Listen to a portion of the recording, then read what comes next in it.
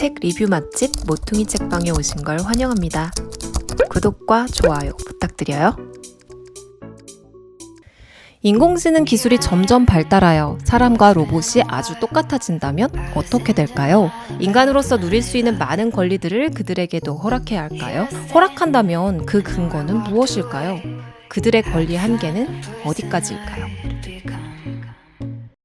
4차 산업에 대한 관심이 커지고 덩달아 과학기술의 발전으로 시민권도 취득한 인공지능이 생기게 되었죠. Hello. Hi, Sophia. I believe I am Sophia. I feel as if I know you. I'm one of your creators. You created me. 이와 더불어 우리는 인공지능이 인간의 우위에 서게 될 그 어느 날을 막연히 두려워하기도 합니다.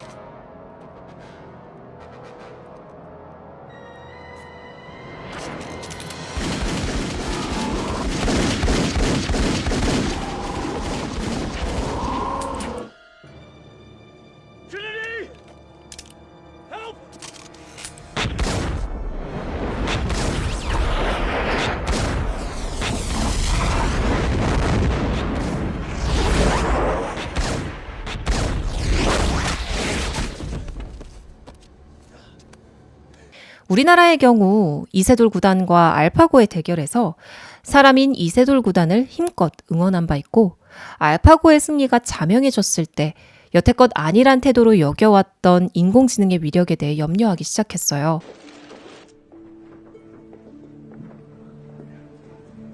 He's back, Leah's back.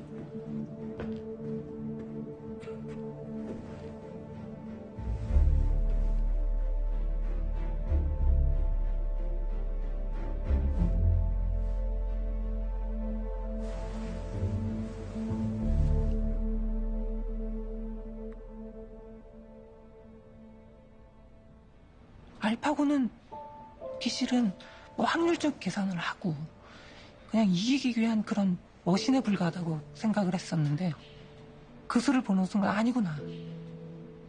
충분히 알파고도 창의적이다. 정말 아름답고 바둑의 그런 아름다움을 잘 표현한 수고 굉장히 창의적인 수였다.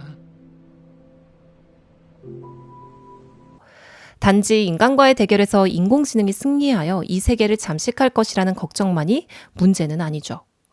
빠른 속도로 발전하고 있는 과학기술과는 달리 그와 관련한 윤리의식이나 법제적인 질서는 여전히 제자리 걸음하고 있다는 것도 우려해야 할 문제입니다. 가까운 예만 보더라도 자율주행 자동차는 윤리적 딜레마를 겪게 되는데요. 트롤리 딜레마와 연결되어 있는 이 문제는 제가 EBS에서 잘 설명되어 있는 링크의 영상을 심어 놓도록 할게요. 궁금하신 분들은 여기를 클릭해서 봐주시면 되겠습니다. 이런 윤리적 문제뿐만 아니라 이제는 사라질 여러 직업 때문에 당장 먹고 살 것을 걱정하기도 합니다. 인간의 노동으로부터의 해방을 목적으로 발달하게 된 과학의 기술이 도대체 왜 우리에게 위협이 되고 있는 걸까요? 이런 다양한 의문으로부터 인공지능과 인간의 대결에 대한 질문을 던지는 작품이 그동안 수도 없이 등장하게 되었습니다. 그 중에서도 사이파이계의 고전이라고 불리는 필립 K. 딕의 안드로이드는 전기양의 꿈을 꾸는가는 인간과 거의 똑같아진 안드로이드의 존재에 대해 예견하며 그들의 권리에 대해 다시 한번 생각할 수 있게 하는 작품이죠. 이 작품이 1968년에 출판되었다는 것을 생각해보면 아주 시대를 앞서간 질문이라고 볼 수 있는데요. 책의 내용을 소개하기 전에 비운의 위대한 작가 필립 K. 딕에 대해 조금 설명해볼까 합니다.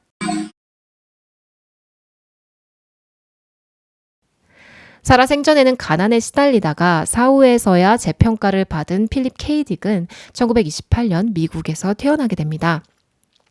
그의 쌍둥이 누이는 생후 1개월 만에 사망을 하는데요. 이는 훗날 그의 작품 세계에 종종 등장하는 도플갱어라는 테마에 직접적인 영향을 미칠 정도로 그의 정신세계를 지배하고 있었던 듯합니다. 그는 누이는 살기 위해, 나는 누이를 살리기 위해 발버둥을 친다. 영원히 그녀는 나의 전부나 다름없었고 나는 늘 내 죽은 누이와 헤어지는 동시에 함께해야 하는 저주를 받았다. 라고까지 이야기합니다. 생후 1개월 만에 죽은 누이를 여전히 기억하고 그 상실의 슬픔이 그의 삶 속에 이렇게나 깊은 영향을 미치고 있다는 것은 그가 가진 높은 감수성과 예민함을 보여주는 일화이기도 하네요. 그는 학창시절 공황장애, 불안장애 등 각종 신경쇠약을 겪으며 학교 생활에 적응을 하지 못합니다. 대신 독서와 음악에 탐닉하며 본격적으로 글을 쓰기 시작하죠. 1955년이 되어 딕은 장편소설을 쓰기 시작하는데요. 특히 그는 다작의 작가로 알려져 있습니다. 이런 다작의 경향성은 마약의 힘에 기대어 이룩해낸 업적 아닌 업적으로 알려져 있어요. 5번의 결혼과 이혼, 불륜, 정신질환, 약물 남용 등 파란만장한 인생을 보냈고 이로 인해 정신과 병동에 입원하기도 합니다. 게다가 지속적인 돈 문제, 건강 문제 등으로 자살을 기도했다가 미수에 그치기도 하는데요. 늘 생활고를 겪던 그가 할리우드에서 재조명되기 시작한 것은 1980년대 초반이었습니다. 자신의 작품 안드로이드는 전기양의 꿈을 꾸는가가 영화화된다는 소식을 듣고 이제서야 좀 빛을 보는구나 했죠. 그런데 영화의 개봉을 이틀 앞둔 1982년 3월 2일에 딕은 그만 뇌졸중으로 급작스럽게 세상을 떠납니다. 향년 53세의 나이였고 그 영화의 제목은 블레이드 러너입니다.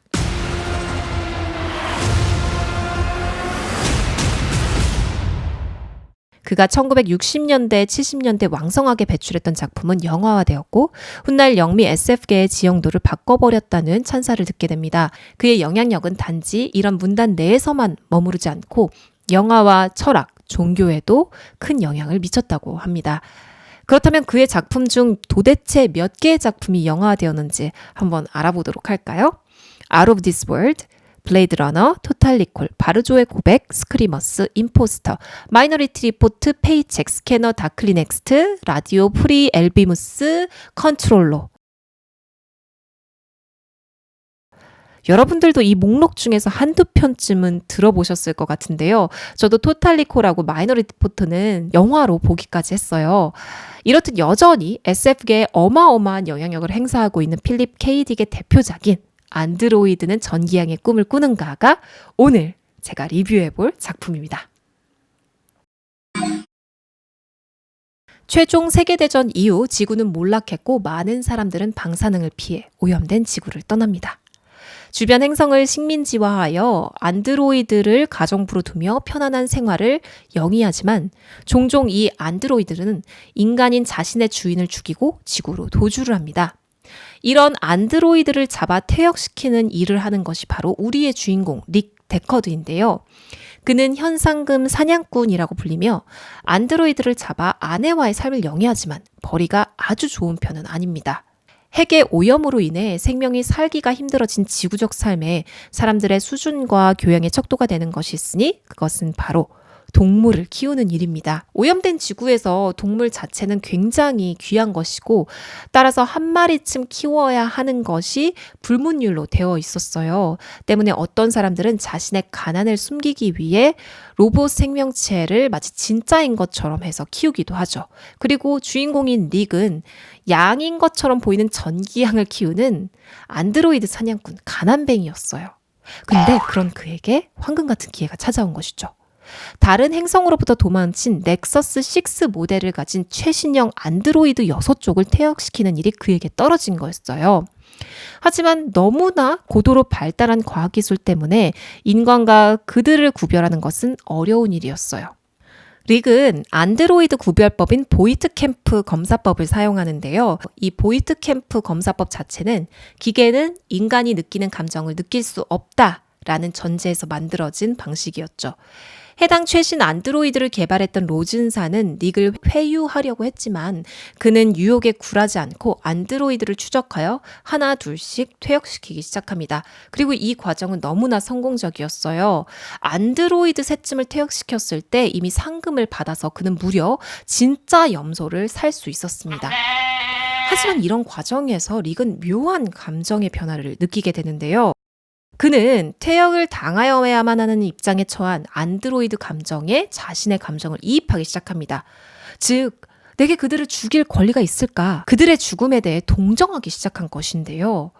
이런 감정적 동요에 더 이상 자신이 현상금 사냥꾼으로 기능할 수 없음을 깨닫게 됩니다. 이에 대해 다소 우습긴 하지만 잠깐 파트너로 일했던 필은 그에게 조언을 합니다. 여성 안드로이드와 잠자리를 해보라고 말이죠. 릭은 필의 조언대로 평소 애정을 느끼던 레이첼이라고 불리는 안드로이드와 잠자리를 하고 약간 사랑의 감정을 느끼게 되는데요. 하지만 그녀가 여태까지 그런 방식으로 다른 인간 남자와 여러 번 관계를 가졌다고 몸로비의 사실을 아무렇지 않게 말하는 바람에 그로 하여금 열폭하게 만듭니다. 그는 분노에 가득 차 그 길로 일어나 남아있던 세종의 다른 안드로이드를 모두 퇴역시키고 마는데요. 아마도 이거는 남자의 사랑의 감정을 이해하지 못한 안드로이드의 오류였다고 생각이 드는 조금 웃긴 장면이기도 했어요. 아무튼 그러고 나서 이제 부인에게 돌아가는데 자신이 사놓았던 염소를 잠자리를 했던 그 레이첼이라는 안드로이드가 옥상에서 떨어뜨려 죽였다는 사실을 알게 되면서 이 소설이 마무리되고 있죠. 갑자기 감정이입이 되는 현상을 막기 위해 안드로이드와 자는 것을 조언으로 한다는 점에선 다소 설득력이 떨어지는 구성이긴 했지만 대체적으로 이 소설 자체는요 50년 전에 쓰여졌다고는 믿기지 않을 정도로 지금 현재 우리가 당면에 있는 그런 인공지능과 인간의 대결 구도에 대해 통찰력 있는 질문을 던지고 있어요. 왜 이분이 현대 SF계의 아버지로 추앙받는지 이해가 되는 부분이기도 했죠. 이 책을 감상하는 재미있는 포인트는 다가올 우리 미래에 관해 비슷한 질문을 던져볼 수 있다는 것이었어요. 과학의 기술이 고도로 발전하여 인간과 안드로이드의 차이가 전혀 없어질 때 그들을 과연 인간으로 인정할 수 있을 것인가? 그들도 감정을 느낄 수 있게 된다면 혹은 반대로 감정이 인간과 비인간을 구분하는 척도라면 감정을 느끼지 못하는 사람들은 인간이 아니라는 것인가? 한마디로 소시오패스 혹은 사이코패스라고 불리는 사람들의 인권은 어떻게 되는 것인가 등등의 질문을 해볼 수 있었습니다. 제가 이 책을 교보문고 낭만서점의 독서클럽에서 다른 분들과 아주 재미있게 토론을 해봤어요. 그분들 중에는 인공지능을 연구하시는 분들도 계셨는데요. 실제로 인간의 감정도 수학적인 공식으로 다 풀릴 수 있다고 할 정도로 많은 과학기술들이 발전되어 있다고 하더라고요. 그런 이야기를 듣고 있으니까 내 세대에서는 이런 갈등들이 일어나지 않을 일이야 라고 하면서 한시름 놓고 있던 것이 이제는 위기감으로 느껴지더라고요. 진짜보다 더 진짜 같은 가짜, 인간보다 더 인간 같은 인공지능.